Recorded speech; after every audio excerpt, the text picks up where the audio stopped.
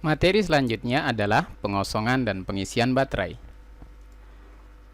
Para siswa, bagaimana listrik dibangkitkan pada sebuah baterai?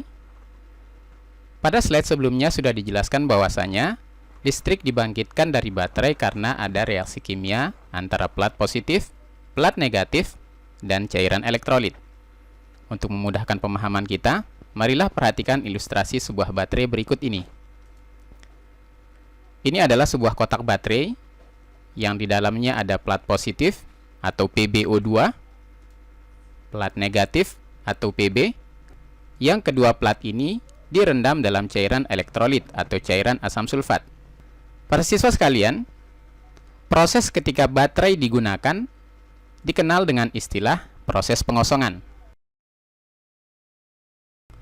Ketika plat positif dan plat negatif dihubungkan dengan sebuah beban listrik, sebagai contoh kasus di sini adalah sebuah lampu, maka akan terjadi reaksi kimia antara plat positif, plat negatif, dan cairan elektrolit, di mana SO4 pada cairan elektrolit akan menempel pada plat positif dan plat negatif. Sedangkan O2 yang sebelumnya terdapat pada plat positif akan dilepaskan bergabung dengan H2, sehingga cairan elektrolit menjadi H2O. Reaksi antara plat positif, plat negatif, dan cairan elektrolit ini akan menghasilkan muatan listrik atau elektron yang akan mengalir dari plat positif menuju plat negatif, kemudian akan menghasilkan nyala lampu. Proses ini akan terus terjadi sampai seluruh asam sulfat pada elektrolit bereaksi dengan plat positif dan plat negatif. Ketika semua proses ini telah terjadi, maka tidak ada lagi beda potensial di antara keduanya. Karena kedua plat, baik plat positif dan plat negatif, sama-sama telah berubah menjadi PbSO4. Nah, saat ini terjadi, muatan listrik yang ada pada baterai telah habis, sehingga akan menyebabkan lampu tidak akan menyala lagi. Jadi para siswa sekalian, kesimpulannya, yang pertama, semakin banyak SO4 menempel pada plat baterai, yaitu plat positif dan plat negatif, maka muatan listrik akan semakin berkurang.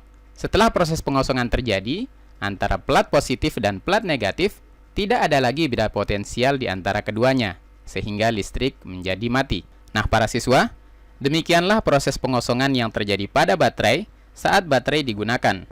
Selanjutnya, marilah kita lihat proses pengisian listrik kembali ke dalam baterai. Para siswa yang cerdas, bagaimanakah sebuah baterai dicas atau diisi kembali?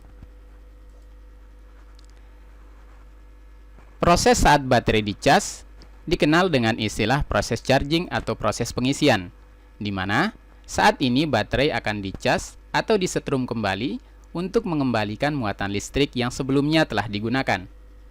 Pada proses sebelumnya, yaitu proses pengosongan, kita dapatkan bahwasanya antara plat positif dan plat negatif tidak memiliki beda potensial, karena sama-sama telah menjadi PbSO4, dan cairan elektrolit telah menjadi H2O atau air suling biasa, yang menyebabkan listrik habis. Untuk melakukan proses pengisian para siswa sekalian, maka kita membutuhkan sebuah pembangkit listrik yang pada sepeda motor kita kenal dengan istilah alternator.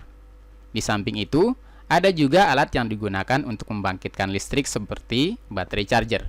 Listrik yang dibangkitkan dari alternator atau baterai charger akan mengakibatkan terjadinya reaksi kimia pada baterai, di mana reaksi kimia ini adalah proses kebalikan dari reaksi kimia saat baterai digunakan atau saat proses pengosongan terjadi. SO4 pada plat positif dan plat negatif akan dilepaskan kembali menuju cairan elektrolit, sedangkan oksigen akan kembali lagi kepada plat positif. Maka saat itulah pengisian baterai telah selesai. Nah, cepat atau lambatnya proses ini bergantung dari besarnya listrik yang dihasilkan oleh alternator atau charger baterai. Kesimpulannya para siswa sekalian, muatan listrik akan terisi kembali ketika SO4 terlepas dari masing-masing plat baterai dan O2 kembali menuju plat positif. Dampak dari reaksi kimia pada baterai saat dilakukan pengisian akan menghasilkan gas-gas seperti oksigen dan hidrogen. Nah, gas hidrogen sendiri adalah gas yang mudah terbakar.